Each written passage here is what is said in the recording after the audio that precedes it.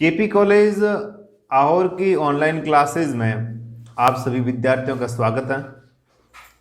आज हम हिंदी साहित्य की कहानियों के अंतर्गत पढ़ेंगे एक कहानी जिसका नाम है गुंडा। कहानी लेखक हैं जयशंकर प्रसाद जी, जिनका जन्म 30 जनवरी 1889 को हुआ और जिनकी मृत्यु 15 नवंबर 1937 को हुई। इनका परिचय हम और बाद में देख लेंगे। पहले हम मूल कहानी पर आते हैं कि कहानी क्या है। तो कहानी का जो एक नायक है उसका नाम है ननकू सिंह। कहानी का जो नायक है वो है ननकू सिंह। ये काशी की कहानी है। ननकू सिंह है जो काशी का है और इनके पिता एक प्रतिष्ठित जमींदार थे, जाने माने जमींदार थे। और इनके जो पिता का नाम था इनके पिता का जो नाम था वो था निरंजन सिंह। निरंजन सिंह। इनके पिता प्रतिष्ठित जमींदार थे। उनका बेटा था धीरे धीरे ननकू सिंह काशी में एक गुंडा बन गया। ऐसा कहते हैं कि ये अपने गुरु मानते थे और अपने गुरु का नाम था बाबा कीनाराम। क्या नाम था? ये कहते थे कि मेरे ऊपर बाबा कीनाराम की मेहर है और बाबा कीनाराम की मेहर होने के कारण मेरा काम का सब अच्छा चलता है।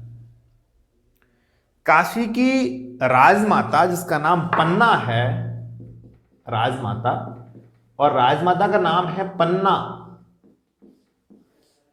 राजमाता पन्ना इनको जानती है। किसको जानती है? ननकू सिंह को। और अंत में यही ननकू सिंह इस राजमाता पन्ना को बचा लेता है। और ये जो घटना है, ये घटना है 16 अगस्त 1881। 16 अगस्त 1881 को जब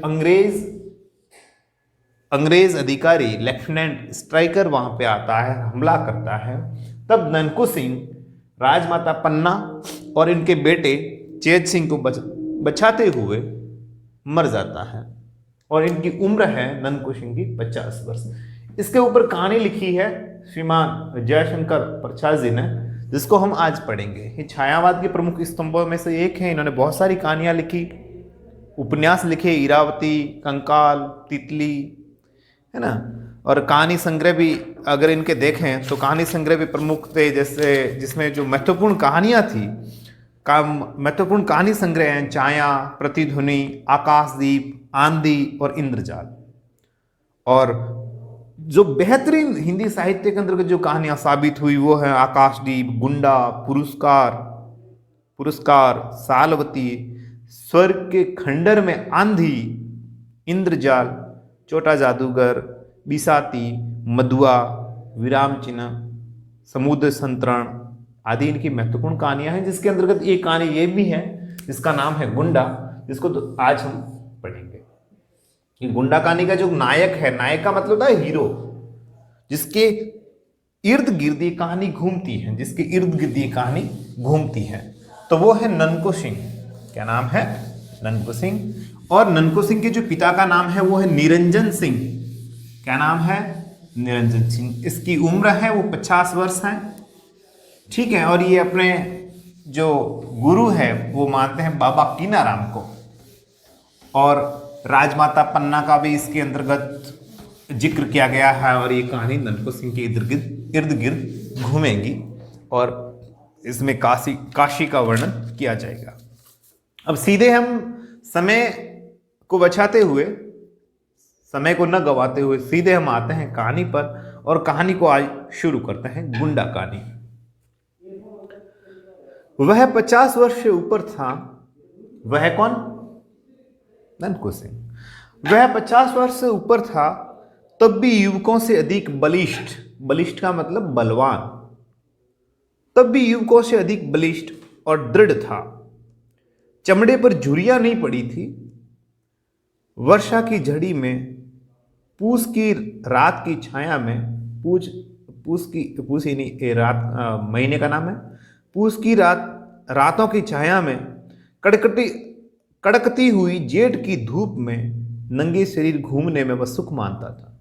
सर्दी गर्मी बरसात उसको कोई फर्क नहीं पड़ता था। वो उसको मजा आता था कि भाई चलो मैं नंगे बदन घूम रहा हूं उगाड़ होकर।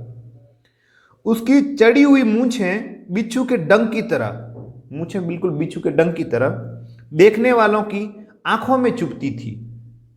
मुहावरा का प्रयोग क्या क्या, देखने वाले आंखों के चुभने का मतलब वो मूंछें लेकर के यूं किसी के आंखों में नहीं चुभा रहा है, मतलब बाकी वालों को सुहाता नहीं था कि इस तरह से ये मूंछें क्यों रखता है।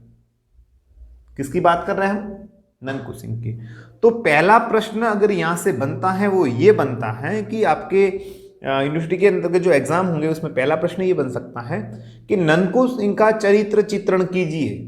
तब आपको ये लिखना है कि वो दिखता कैसा था, कैसी वेशभूषा थी, उसका व्यवहार कैसा था, है ना। ये सब चीजें इसके दायरे में आ जाएगी, तो इस बात का आपको ख्याल रखना है।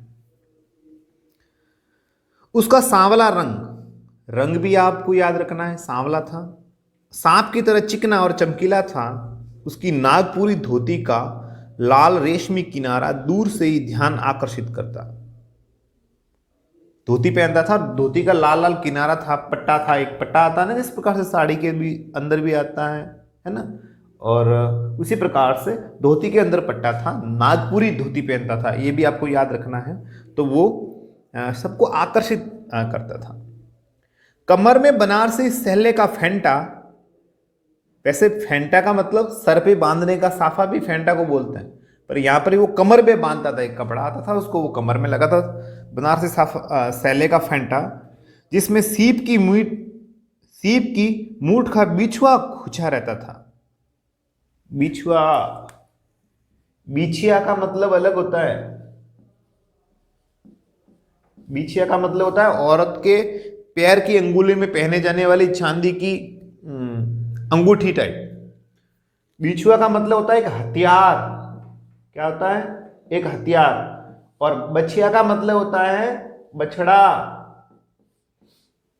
बछिया, है ना। तो ये बिछुआ रखता था कहां पे? कमर में। और वो भी किससे बना हुआ? उसकी मूठ किसकी थी? सीप की थी। सीप आता है, समुद्री जीव होता है, उसका खोल होता है, उसको सीप बोलते हैं। तो ये अपने पास में रखता था। उसके गुंगराले बालों पर सुनहले पल्ले के साफे का छोर उसकी चौड़ी पीठ पर फैला रहता। ऊंचे कंधे पर टिका हुआ चौड़ी धार का गंडासा, चौड़ी धार का गंडासा, गंडासे का मतलब होता है एक हथियार होता है, कुल्हाड़ी का आकार का थोड़ा बड़ा होता है, गंडासा बोलते हैं उसको। जैसे राजस्थानी में उसको बोलते हैं कूट, लोहे की आती है कूट, उसी प्रकार से गंडासा होता है, गंडासा। वह भी ये थी उसकी धज पंजों के बल पर, जब वह चलता तो उसकी नसें चटाचट बोलती थी। वह गुंडा था। वह क्या था? वह गुंडा था। मतलब अपने पास में गंडासा तो जरूर रखता था। क्या रखता था? गंडासा। गंडासा रखता था हाथ में, यहां धर करके आराम से चलता था। कौन? ननकू सिंह। और उसका नाम क्या, उसको क्या किस नाम से पुकारा गया? गुंडा। वो लेकर के चलता था। ईसा की 18वीं शताब्दी के अंतिम भाग में वही काशी नहीं रह गई थी जिसमें उपनिषद के अजातशत्रु की परिषद में ब्रह्म विद्या सीखने के लिए विद्वान ब्रह्मचारी आते थे। अब 18वीं सदी की अजातशत्रु की काशी नहीं रह गई थी। अब धीरे धीरे कुछ बहुत सारे बदलाव हो गए थे। गौतम बुद्ध और शंकराचार्य के धर्म दर्शन के वाद विवाद कई शताब्दियों से लगातार मंदिरों और मठों के ध्वंस और तपस्वियों के वध के कारण प्राय बंद से हो गए थे। यहाँ तक कि पवित्रता और छुआछूत में कट्टर वैष्णव धर्म भी विशृंखलता में नवागंतुक धर्मोन्माद में अपनी असफलता देखकर काशी में अघोर रूप धारण कर रहा था। धर्मोन्माद, धर्म के नशे में, नवागंतुक, नवधन आगंतुक, दीर्घ संधि का प्रयोग है। नवागंतुक,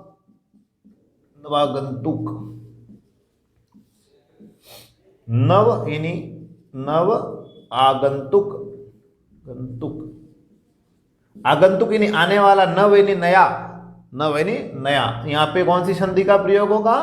दीर्घ संधि का प्रयोग है। तो वहां पर अब जो काशी में है बहुत सारे बदलाव हो गए थे। और वैष्णव धर्म, विशृंखलता का मतलब क्या होता है? जिसके ऊपर किसी भी प्रकार का कोई अब बैन नहीं, किसी प्रकार का कोई रोक टोक नहीं है, मनाही करने वाला नहीं है, वो चीज यहां पर हो गई थी। कहां की बात कर रहे हैं हम बात कर रहे हैं काशी की। उसी समय समस्त न्याय, और न्याय को अगर हम देखें तो न्याय में कौन सी संधि हो जाएगी, य के आगे अगर कोई आधा वर्ण है तो वहां पर यण संधि हो जाती है, तो ये हो जाएगा नीधन आय, यण संधि। कौन सी? यण संधि। उसी समय समस्त न्याय और बुद्धिवाद को शस्त्र बल के सामने झुकते देखकर काशी के विच्छिन्न और निराश नागरिक जीवन में एक नवीन संप्रदाय की सृष्टि की। एक नया संप्रदाय पैदा हुआ। कहां पे? काशी में। वीरता जिसका धर्म था, अपनी बात पर मिटना, सिंहव्रती से जीविका ग्रहण करना। सिंहव्रती का मतलब होता है जिस प्रकार से सिंह, शेर किस प्रकार से भोजन प्राप्त करता है, उसी प्रकार से जीविका ग्रहण करना। वो आजकल काशी में ये एक नया संप्रदाय चला। प्राण भिक्षा मांगने वाले कायरों तथा चोट खाकर गिरे हुए प्रतिद्वंदी पर शस्त्र न उठाना। तो किसी ने कह दिया मुझे माफ कर दो, तो कर दिया। कोई नीचे गिर गया तो उस पर किसी भी प्रकार का शस्त्र नहीं उठाना। सताए निर्बलों को सहायता देना। अगर कोई दुखी आदमी है, किसी को सता दिया है, निर्बल जिसमें बल नहीं है, तो उसको सहायता देना। और प्रत्येक क्षण प्राणों को हथेली पर लिए घूमना। प्राणों को हथेली पर लिए घूमना मतलब मरने के लिए तैयार होना। यूं नहीं कि प्राण यार्क दिए और हथेली में लेके घूम रहे लो साहब, नो। कहने का मतलब है कि अपने आप को मौत के हवाले कर देना। कोई बात नहीं, मरेंगे तो मरेंगे, उसका बाना था। उन्हें लोग काशी में गुंडा कहते थे। उन्हें लोग काशी में क्या कहते थे? गुंडा कहते थे। जीवन की किसी अलभ्य अभिलाषा से वंचित होकर जैसे प्राय लोग विरक्त हो जाते हैं। विरक्त का मतलब अलग हो जाना, किसी प्रकार से अब किसी प्रकार का कोई रस नहीं रखना, विरक्त हो जाते हैं। ठीक उसी तरह किसी मानसिक चोट से घायल होकर एक प्रतिष्ठित जमींदार का पुत्र होने पर भी ननकू सिंह गुंडा हो गया था। अब उसको मोह माया नहीं रही थी किसी प्रकार की, कोई बात नहीं, दुनियादारी से तटस्थ होकर के। अब जो प्रतिष्ठित, इनके पिता तो प्रतिष्ठित जमींदार थे काशी के, पर इन्होंने सब कुछ छोड़ छाड़ के प्रतिष्ठित अब नामसीन गुंडा बन गया। एक तो होता है विख्यात, एक होता है कुख्यात। विख्यात अच्छे कार्यों के लिए, कुख्यात बुरे कार्यों के लिए। तो अब कुख्यात गुंडा बन गया था। कौन? ननकू सिंह। दोनों हाथ से उसने अपनी संपत्ति लुटाई, दोनों हाथों से, इन्हीं दिल खोल करके, लाओ आओ ले जाओ। ननकू सिंह ने बहुत सा रुपया खर्च करके जैसा स्वांग खेला था। स्वांग का मतलब होता है एक प्रकार का नाटक खेलना, जिस प्रकार से ये बहुरूपिया वगैरह करते हैं, एक प्रकार से नाटक खेलना, एक पार्ट खेलना। जिस प्रकार से स्वांग खेला था उसे काशी वाले बहुत दिनों तक नहीं भूल सके। सब कुछ याद था काशी वालों को। वसंत ऋतु में ये एक प्रसन्नपूर्ण अभिनय खेलने के लिए उन दिनों प्रचुर धन, प्रसन्नपूर्ण का मतलब होता है अभिनय नाटक, जिसको आप नाटक को बिल्कुल मंच पर करते हैं अभिनय पूर्वक। प्रसन्न पूर्ण अभिनय खेलने के लिए उन दिनों प्रचुर धन, बल, निर्भीकता और उत्सृंखलता की आवश्यकता होती थी। पैसा भी चाहिए था, धन भी चाहिए था, ताकत भी चाहिए थी, सब कुछ चाहिए था। और वैसा इसने किया भी। किसने? ननकू सिंह ने। एक बार ननकू सिंह ने एक पैर में नुपुर, नुपुर का मतलब क्या होता है? नुपुर का मतलब होता है पायल। नुपुर का मतलब क्या होता है साहब? नुपुर यानी पायल। ये जो लिखा हुआ है, ये शुद्ध लिखने के लिए कई दफा एग्जाम में आता है कि भाई इसको शुद्ध लिखिए। कई बार यूं लिखा होता है नुपुर, तो ये तो गलत है। तो नुपुर कैसे लिखा जाएगा? ऐसे। इसका आपको ख्याल रखना है। एक हाथ में तोड़ा, एक आंख में काजल, एक कान में हजारों के मोती तथा दूसरे कान में फटे हुए जूतों का तल्ला लटकाकर, एक में जड़ाऊ मूठ की तलवार, दूसरा हाथ आभूषणों से लदी हुई अभिनय करने वाली प्रेमिका के कंधे पर रखकर गाया था, वही बैंगन वाली मिले तो बुला देना, वही बैंगन वाली मिले तो बुला देना। मतलब ये अलग का इसने पार्ट खेला था। एक तरफ से तो वो अपने एक हिस्से से तो क्या बन गया? स्त्री बन गया, और एक हिस्से से पुरुष बन करके वो अभिनय किया था। किसने किया था? ननकू सिंह ने। और वो जो था पार्ट सभी को याद था, काशी निवासियों को। प्राय बनारस के बाहर की हरियालियों से, बनारस के बाहर की हरियालियों में अच्छे पानी वाले कुओं पर, गंगा की धारा में मचलती हुई डोंगी पर, तो दोस्तों डोंगी का मतलब होता है छोटी नाव। क्या होता है? छोटी नाव। डोंगी पर, इसको डोंगा भी बोलते हैं, डोंगी को डोंगा भी बोलते हैं। वह दिखलाई पड़ता था, है ना, वो बाहर, शहर से बाहर की ओर रहता था, वो नाव पर बैठा रहता था। कभी कभी जुआ खाने से निकलकर जब वह चौक में आ जाता तो काशी की रंगीली वेश्याएं मुस्कुराकर उसका स्वागत करती और उसके दृढ़ शरीर को सस्पर्श देखती, मतलब स्पर्श, टच करने की चाह में।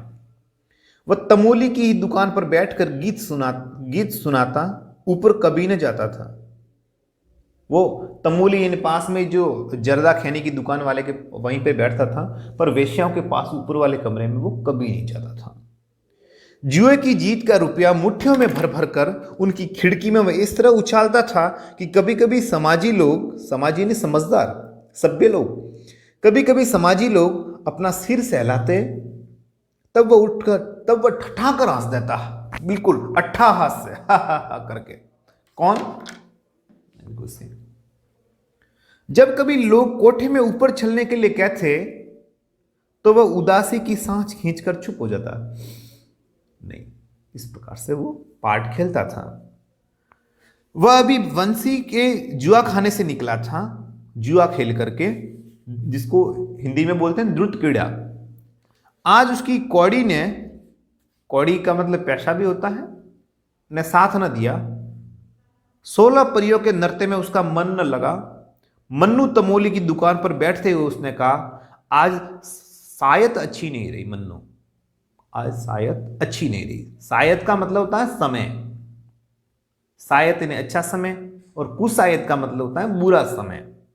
आज मन्नू शायद अच्छी नहीं रही। किसने कहा? ननकू सिंह ने। किससे कहा? मन्नू तमोली से, जो तमोली था उससे कहा। क्यों मालिक, चिंता किस बात की है? हम लोग किस दिन के लिए हैं? सब आप ही का तो है। अरे बुद्धू, बुद्धू ही रहे तुम। ननकू सिंह जिस दिन किसी से लेकर जुआ खेलने लगे उसी दिन समझना वो मर गए। यानी ननकू सिंह पैसे हार गया तो उसने कहा कि मैं कभी उधार लेकर अगर खेलूंगा तो समझना मर गया मैं। तुम जानते नहीं कि मैं जुआ खेलने कब जाता हूं? जब मेरे पास पैसा नहीं रहता, उसी दिन नाल पर पहुंचते ही जिधर बड़ी ढेरी रहती है उसी को दबाता हूं, फिर वही दाव आता भी है। बाबा कीनाराम का ये वरदान है। मैंने पहले भी कहा था, ये कहता है कि मेरे ऊपर बाबा कीनाराम का वरदान है, और उस वरदान की दया से मैं जब जुआ खेलता हूं तो मैं जुए में जीतता हूं, हालांकि जुआ खेलना गलत है। तब आज क्यों मालिक? पहला दाव तो आया ही, 2-4 दबने पर सब निकल गया, तब भी लो ये 5 रुपये बचे हैं। 1 रुपया तो पान के लिए रख लो, और 2-4 दे दो, 1 रुपया तो पान के लिए रख दो, और 2-4 दो मल्लू की कथक को कह दो कि दुलारी से गाने के लिए कह दे। हाँ, वही एक गीत, बिल्मी विदेश रहे। मल्लू की इनका साथ का मित्र है, गरीब व्यक्ति है मल्लू की, औरत नहीं है ये इनके साथ में रहता है। तो कि इसको दे दो 2-4 रुपया, और थोड़ा बहुत तो मैंने जीते भी है, हालांकि आराम पर जीते हैं। और दुलारी को दो। दुलारी एक वेश्या है, इसको बोलो कि वो आज गीत गाए। और गीत कौन सा? गीत वही होना चाहिए, बिल्मी विदेश रहे। बिल्मी का मतलब होता है प्रेमी, और वो कहाँ रह रहा है? विदेश में। किसने कहा? ये कहा ननकू सिंह ने मलुकी से। मलुकी उनका मित्र है, अपने मित्र से ऐसा कहा। अब आगे क्या होता है उसको हम देखते हैं। ननकू सिंह की बात सुनते ही मलुकी, जो भी गांजी की चिलम पर रखने के लिए अंगारा चूर कर रहा था, घबराकर उड़ा हुआ वह सीढ़ियों पर दौड़ता हुआ चढ़ गया। चिलम को देखता ही ऊपर चढ़ा, इसलिए उसे चोट भी लगी, पर ननकू सिंह की भ्रकुटी देखने की शक्ति उसमें कहाँ? भ्रकुटी मतलब गुस्से में ये तान देना। उसे ननकू सिंह की वह मूर्ति न भूली थी जब इसी पान की दुकान पर जुए खाने से जीता हुआ रुपये से भरा तोड़ा लिए वह बैठा था। दूर से बोदा सिंह की बारात का बाजा बजता हुआ आ रहा था। ननकू ने पूछा, ये किसकी बारात है? वो सीन चल ही रहा था, वो गांजे की छलम भर के उसने कहा चलो पियेंगे। वो पास में आया और वो भी डर गया। कौन? मलूका। मलूकी वहां से डर गया और अकस्मात से एक बारात आ रही थी। तो ननकू सिंह ने कहा कि बारात किसकी आ रही है? तब मलूकी ने कहा कि ठाकुर बोधी सिंह के लड़के की बारात आ रही है। किसकी बारात आ रही है? ठाकुर बोधी सिंह के बेटे की। अब देखो, ये तो मूडी आदमी है। कौन? ननकू सिंह। ननकू सिंह। और ये तो शहर का गुंडा है। शहर का क्या है? गुंडा। ठाकुर बोधी सिंह के लड़के की। मन्नू के इतना कहते ही ननकू के ओठ फड़कने लगे। उसने कहा, मन्नू, यह नहीं हो सकता। आज इधर से बारात न जाएगी, इधर से बारात न जाएगी। बोधी सिंह हमसे निपटकर तब बारात इधर से ले जा सकेंगे। उन्होंने कहा कि यहाँ तो बोधी सिंह जो है, कौन? ये ठाकुर, इनका जो बेटा है, इनकी शादी हो रही है, यहाँ तो हमसे निपट ले। निपटना मुहावरा है। निपटने का मतलब होता है पहले मेरे से बातचीत करें, मेरे से जो बन रहा है वो चीज़ करें, तो ये यहाँ से जा सकता है, नहीं तो हम यहाँ से जाने नहीं देंगे। ऐसा किसने कहा? जो गुंडा है ननकू सिंह, उन्होंने। और किससे कहा? जो अपना जो मलूकी नाम का जो साथी है उससे कहा। मन्नू ने कहा, तब मालिक मैं क्या करूं? मैं क्या करूं? उन्होंने ऐसा कहा।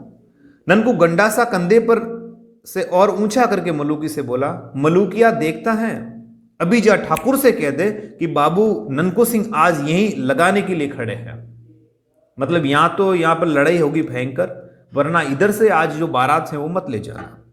समझ कर आवे, लड़के की बारात है ना, और समझ करके आना। तुम्हारे लड़के की बारात है तो समझ के आना, नहीं तो खून खराबा हो सकता है। मलूकिया कांपता हुआ ठाकुर बोधी सिंह के पास गया। बोधी सिंह और ननकू से 5 वर्ष से सामना नहीं हुआ है। जो बोधी सिंह ठाकुर है ये, और ननकू सिंह ये तो गुंडा बन गया है, ये ठाकुर है। हालांकि ये भी प्रतिष्ठित जमींदार का पुत्र है, पर अभी तक इनका 5 वर्ष से किसी तरह का राग द्वेष नहीं हुआ है। किसी दिन नाल पर कुछ बातों में कासुनी होकर बीच बचाव हो गया था। नाल का मतलब एक नहर का ऊपरी भाग है, वहां पर लड़ाई वड़ाई हुई थी इनके बीच में, पर समझा बुझा कर इनमें शांति हो गई। फिर सामना नहीं हो सका। आज ननकू जान पर खेलकर अकेले खड़ा है। जान पर खेलना मुहावरा है, मतलब मौत के मुंह के सामने खड़े होना, कुछ भी हो सकता है। बोधी सिंह भी उस आन को समझते थे। आन का मतलब होता था अकड़, अपने घमंड, एक मर्यादा, उसको समझते थे कि भाई ननकू सिंह बड़ा ही अटीला व्यक्ति है और बड़ा ही रोबीला व्यक्ति है। उन्होंने मलूकी से कहा, इसने मलूकी को भेजा था इसके पास में, दूध बना करके जा उसको कह दे कि भाई अपने बेटे की जो बारात है वो इधर से मत लेके आना। और बारात नहीं हुआ करता है, बारात नहीं हुआ करता है। शुद्ध हिंदी में शब्द है बारात, ये शुद्ध है। कई बार एग्जाम में पूछा गया सवाल है ना, बारात अशुद्ध है, इस बात का आपको ख्याल रखना है। ये शुद्ध है और ये अशुद्ध है। बोधी सिंह भी उस आन को समझते थे। उन्होंने मलूकी से कहा, जाबे कह दे कि हमको क्या मालूम कि बाबू साहब वहां खड़े हैं, जब वह है ही तो 2 समझी जाने का क्या काम है। देखो ये समझदार आदमी था। इसने कहा कि भाई वो वहां पे खड़े हैं तो उनको कह दे कि 2 समधी है। समधी का मतलब गिनाए, जिसको अपन राजस्थानी में बोलते हैं कि 2 समधी जाने का क्या काम है कि तुम खुद भी चले जाओ और मेरे बेटे की शादी करवा के ले आओ। एक जिम्मेदारी सौंप दी। ब्याह में जो कुछ लगा खर्च किया, ब्याह कराकर तब दूसरे दिन इसी दुकान पर आकर रुक गए। लड़के की और उसकी बारात को उसके घर भेज दिया, मतलब इसके बेटे की शादी करवा दी। अगर इसने समझदारी से काम नहीं लिया होता तो उस दिन भयंकर लड़ाई कर सकता था। कौन? ये ननकू सिंह गुंडा काशी का। मलूकी को भी 10 रुपया मिला था उस दिन। फिर ननकू सिंह की बात सुनकर बैठे रहना और यम को न्योता देना एक ही बात थी। उसने जाकर दुलारी से कहा, हम ठेका लगा रहे हैं, तुम गाओ, तब तक बल्लू सारंगी वाला पानी पीकर आता। कुछ कुछ पात्र है, हालांकि इनके नाम याद न भी रखो तो भी चलेगा, पर जैसे मलूकी है, ननकू सिंह है, ये जो दुलारी है, इनके नाम याद रखना बहुत जरूरी है, क्योंकि जब आप कई बार चरित्र चित्रण का जो प्रश्न आता है अगर 10 नंबर का, तो उसमें ये बहुत ही महत्वपूर्ण बनेगा। बाप रे, कोई आफत आई है क्या बाबू साहब? सलाम कहकर खिड़की से मुस्कुराकर झांका था कि ननको सिंह उसके सलाम का जवाब देकर दूसरे एक आने वालों को देखने लगे। सलाम का जवाब सलाम में दिया और देखने लगे। हाथ में हरोती की पतली सी चड़ी, आंखों में सूरमा, आंखों में सूरमा, इसका मतलब होता है पाउडर, काजल के टाइप में ब्लैक ब्लैक जो पाउडर होता है जो आंखों में लगाया जाता है, और इसको अगर और गहराई में देखें तो इसका मतलब होता है वीर, वीर योद्धा, जिसको सूरमा बोलते हैं और शूरवा भी बोलते हैं, सूरवा, ये ख्याल रखना है अपने को। और वो होता है चूरमा, दाल बाटी चूरमा, जो राजस्थानी में भोजन बनता है।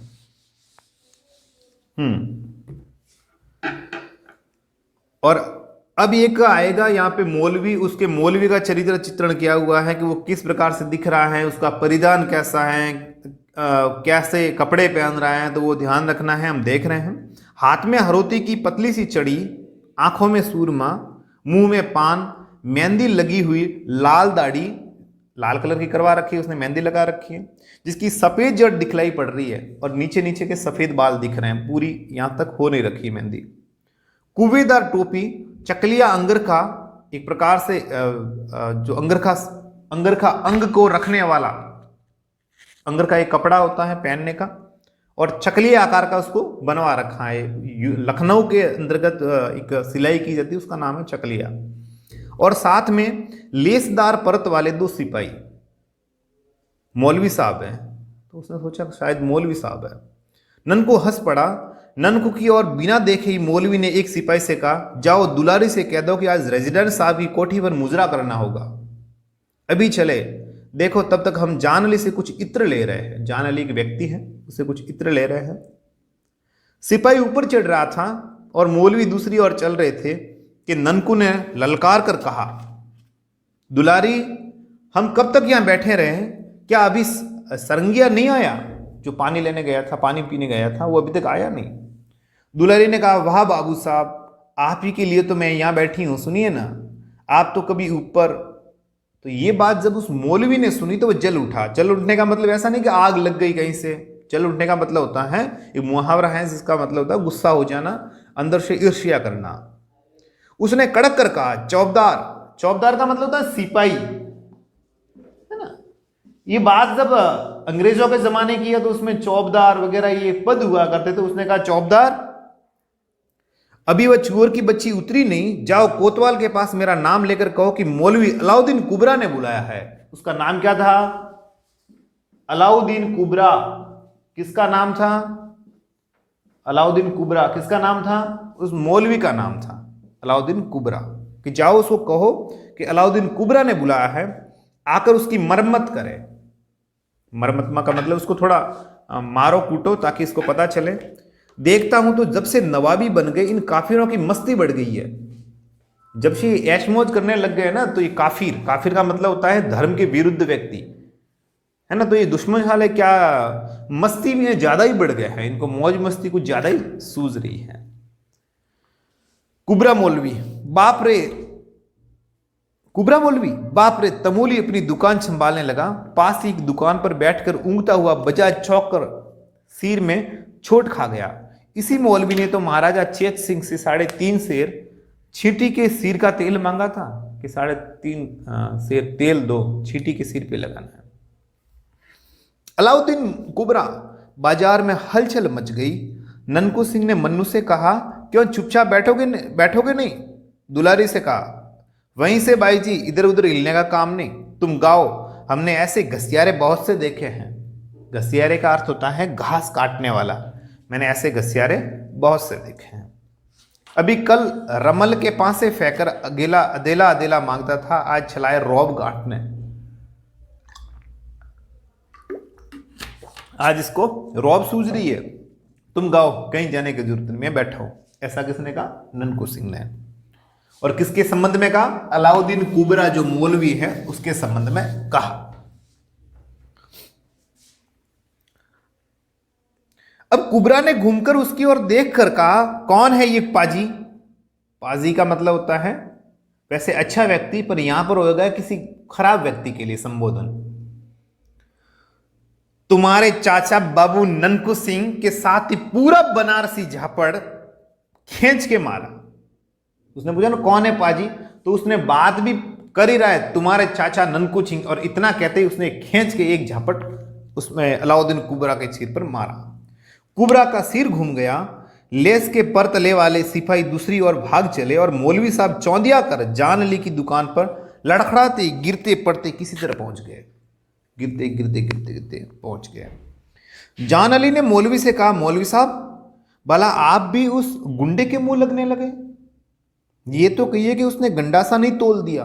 गंडासा मतलब एक हथियार है उसके पास में रखता है, वो नहीं ले लिया, नहीं तो आपको तो मार देता है। कुबरा के मुंह से बोली नहीं निकल रही थी। उधर दुलारी गा रही थी, बिलमी विदेश रहे, और जो दुलारी थी वो मुजरा कर रही थी और गीत गा रही थी। गाना पूरा हुआ, कोई आया गया नहीं। तब ननकू सिंह धीरे धीरे टहलता हुआ दूसरी ओर चला गया। थोड़ी देर में एक डोली रेशमी पर्दे से ढकी हुई आई, साथ में एक चौबदार भी था। उसने दुलारी को राजमाता पन्ना की आज्ञा सुनाई।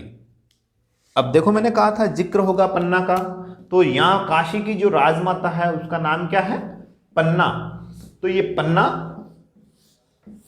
का आदेश दिया गया, किसको दिया गया? दुलारी को। और एक डोली आई, डोली आकर के कहा कि भाई राजमाता पन्ना ने ऐसा कहा है। दुलारी चुपचाप डोली पर जा बैठी। डोली धूल और संध्या काल धुएं से भरी हुई बनारस की तंग गलियों से होकर शिवालय घाट की ओर चली। घाट का नाम होगा शिवालय, और वहां की ओर डोली चल दी। अब हम देखेंगे द्वितीय पार्ट, इसका दूसरा अगला जो पैरा है वो देखते हैं। श्रावण का अंतिम सोमवार था। राजमाता पन्ना शिवालय में बैठकर पूजन कर रही थी। दुलारी बाहर बैठी कुछ अन्य गाने वालियों के साथ भजन गा रही थी। आरती हो जाने पर फूलों की अंजलि बिखेर कर पन्ना ने भक्ति भाव से देवता के चरणों में प्रणाम किया। फिर प्रसाद लेकर बाहर आते ही उन्होंने दुलारी को देखा। उसने खड़ी होकर हाथ जोड़ते हुए कहा, मैं पहले ही पहुंच जाती। किसने कहा? दुलारी ने। किससे कहा? राजमाता पन्ना से। मैं पहले ही पहुंच जाती, क्या करूं? वो कुबरा मौलवी निगोड़ा आकर रेजिडेंट की कोठी पर ले जाने लगा। घंटों इसी झंझट में बीत गया सरकार। तो वो आया था तो मुझे बोल रहा है तुम वहां चलो, तो मेरा काफी समय मेरा वहीं बीत गया। कुबरा मौलवी, जहां सुनती हूं उसी का नाम। सुना है कि उसने यहां भी आकर कुछ, फिर न जाने क्या सोचकर बात बदलते हुए पन्ना ने कहा, हाँ तब फिर क्या हुआ? तुम कैसे यहां आ सकी? तुमको कौन लेके आया यहां पे? बाबा ननकू सिंह उधर से आ गए। मैंने कहा सरकार की पूजा पर मुझे भजन गाने को जाना है और ये जाने नहीं दे रहा है। उन्होंने मौलवी को ऐसा जापड़ लगाया कि उसकी हैकड़ी भूल गई। हैकड़ी का मतलब होता है अब अहंकार, घमंड। और तब जाकर मुझे किसी तरह यहां आने की छुट्टी मिली। कौन बाबू ननकू सिंह? पन्ना ने कहा, कौन बाबू ननकू सिंह कौन? दुलारी ने सिर नीचा करके कहा, अरे क्या सरकार को नहीं मालूम? यह सरकार शब्द है, इसका प्रयोग है पन्ना के लिए हुआ है, न कि ननकू सिंह के लिए। क्या सरकार को नहीं मालूम? बाबू निरंजन सिंह के लड़के। उस दिन जब मैं बहुत छोटी थी, आपकी बारी में झूला झूल रही थी। बारी का मतलब बाड़ी, बगीचा। उस दिन तब मैं बहुत छोटी थी, आपकी बाड़ी में झूला झूल रही थी। जब नवाब का हाथी बिगड़कर आ गया था, बाबू निरंजन सिंह के कुंवर ने ही तो उस दिन हम लोगों की रक्षा की थी। हाथी बिगड़ गया था तब वही तो आया था मैं बचाने के लिए। ये भी उसी प्रकार से, जिस प्रकार से देखो उसने कहा था कहानी में लैना सिंह बचाता है होरा को घोड़ों के पैर में आने से अमृतसर में, उसी प्रकार से यहाँ पर निरंजन सिंह के बेटा जो है ननकू सिंह वो बचाता है। राजमाता का मुख उस प्राचीन घटना को स्मरण करने पर न जाने क्यों विवर्ण हो गया। विवर्ण का मतलब होता है जिसकी चमक चले जाना चेहरे की। स्मरण का मतलब होता है याद करना। वो जैसे ही वो प्रसंग याद आया, घटना याद आई, उसके चेहरे का रंग चला गया। फिर अपने को संभाल कर उन्होंने पूछा, तो बाबू ननकू सिंह उधर कैसे आ गए? तो बाबू ननकू सिंह उधर कैसे आ गए, मतलब तुम तो वेश्या हो, तुम्हारे वहां पे ननकू सिंह कैसे आए? दुलारी ने मुस्कुराकर सिर नीचा कर लिया। दुलारी राजमाता पन्ना के पिता की जमींदारी में रहने वाली वेश्या की लड़की थी। उसके साथ ही कितनी बार झूले हिंडोले अपने बचपन में पन्ना झूल चुकी थी। वह बचपन से ही गाने में सुरीली थी। सुरीली ने गाने में उसकी आवाज थी बहुत अच्छी थी। सुंदरी होने पर वह चंचल भी थी। चंचल का मतलब होता है जिसका चित्त एक जगह स्थिर नहीं रहता। लक्ष्मी और इनको चंचल कहा जाता है, स्त्री को। पन्ना जब काशीराज की माता थी तब दुलारी काशी की प्रसिद्ध गाने वाली थी। राजमहल में उसका गाना बजाना हुआ ही करता। महाराज बलवंत सिंह के समय से ही संगीत पन्ना के जीवन का आवश्यक अंश था। अंश का मतलब होता है हिस्सा या भाग, अंश। हाँ, अब प्रेम, दुख और दर्द भरी वीरह कल्पना के गीत की और अधिक रुचि न थी। अब ज्यादा रुचि उसको नहीं रह गई थी। अब सात्विक भावपूर्ण भजन होता था। राजमाता पन्ना का वैधव्य से दीप्त शांत मुखमंडल कुछ मलिन हो गया। अब उसका जो चेहरा था वो मैला सा हो गया। किसका? राजमाता पन्ना का। कौन सी बात सुनकर?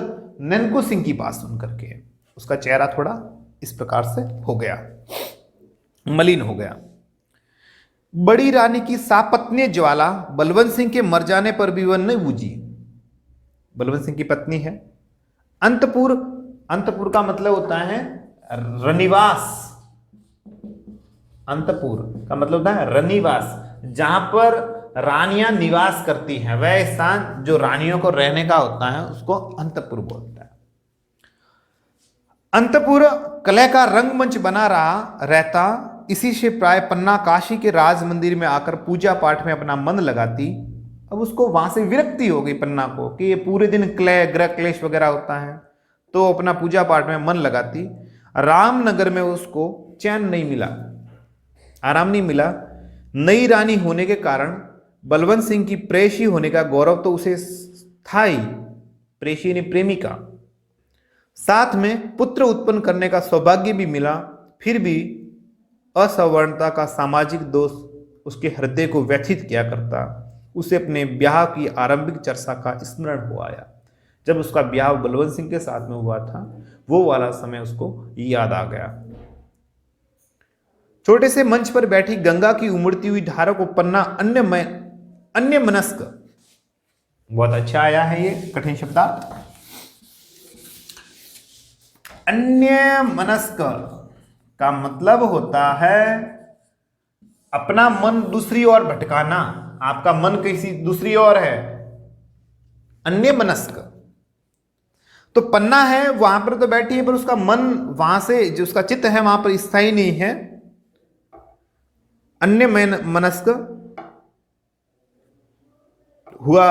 होकर देखने लगी उस बात को जो अतीत का मतलब था बीता हुआ समय, भूतकाल, अतीत, बीता हुआ समय। अतीत में एक बार हाथ से अनजाने में खिसक जाने वाली वस्तु की तरह गुप्त हो गई हो।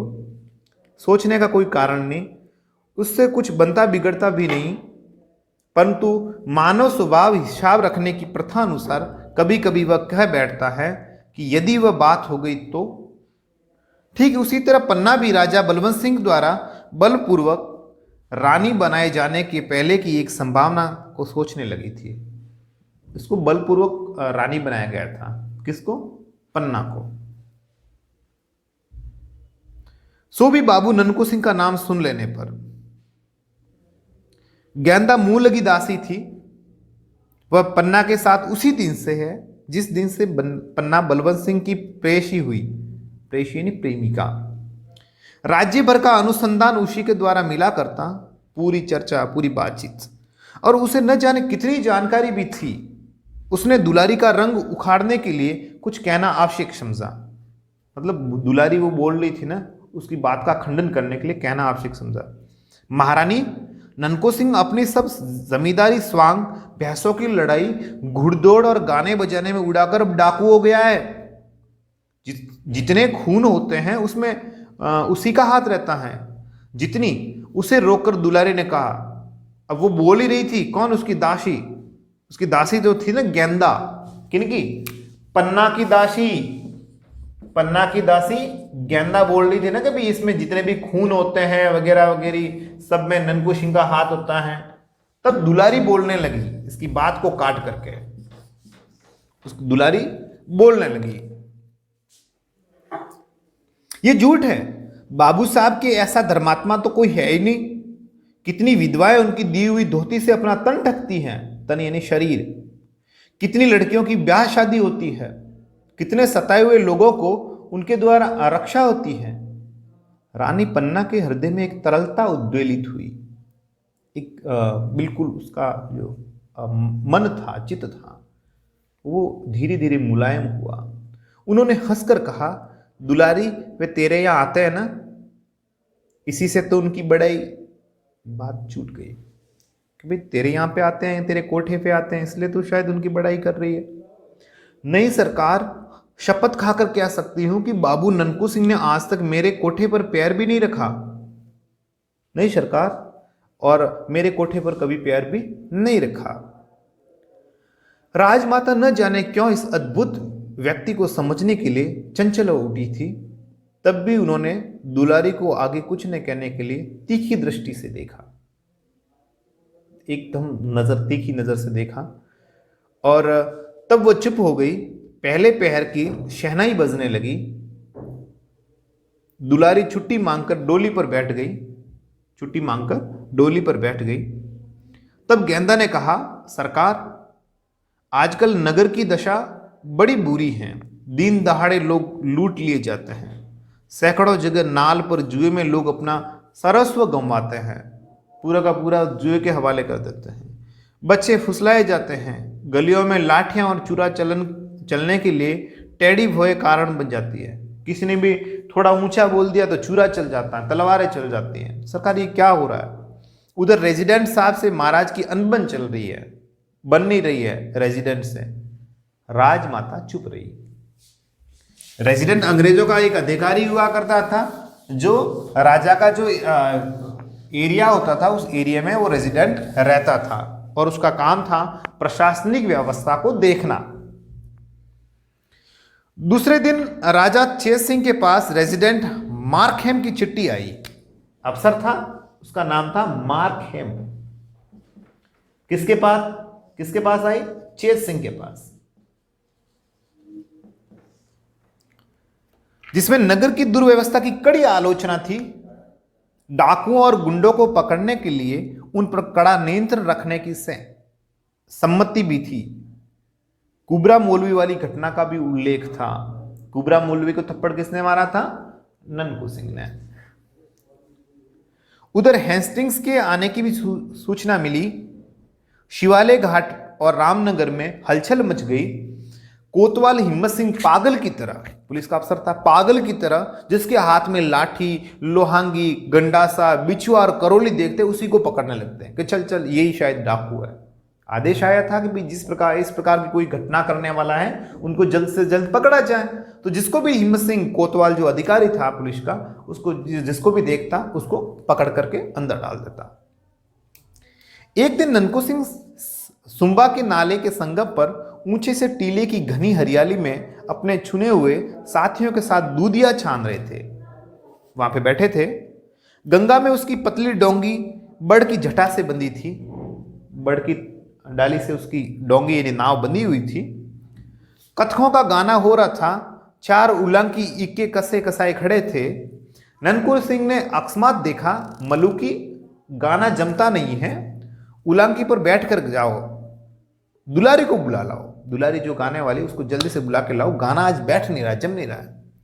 मलुकी वहां मजीरा बजा रहा था, दौड़कर इक्के पर जा बैठा। इक्के नहीं, एक घोड़े वाली गाड़ी। आज ननकू सिंह का मन उखड़ा था। बूटी कई बार छानने पर भी नशा नहीं। बूटी का मतलब था भांग। कई बार भांग पी ली, भांग पीने के बाद भी नशा नहीं चढ़ रहा था, नशा नहीं चढ़ रहा था। 1 घंटे में दुलारी सामने आ गई। उसने मुस्कुराकर कहा, क्या हुक्म है बाबू साहब, क्या बात है? दुलारी, आज गाना सुनने का मन कर रहा है। इस जंगल में क्यों? उसने सशंक होकर कुछ अभिप्राय से पूछा, शंका के साथ। स है इसमें उपसर्ग है और शंक इसमें मूल शब्द है, इसमें साथ में लगकर इसका अर्थ होता शंका के साथ। कुछ शंका के साथ में पूछा भाई यहां जंगल में क्यों गाना सुन रहे हो, क्या चक्कर पड़ रहा है?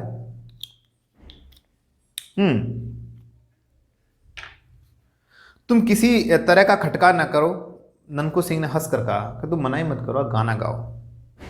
ये तो मैं उस दिन महारानी से भी कह आई हूं। क्या? किससे? कौन सी महारानी? राजमाता पन्ना देवी से। फिर उस दिन गाना नहीं जमा।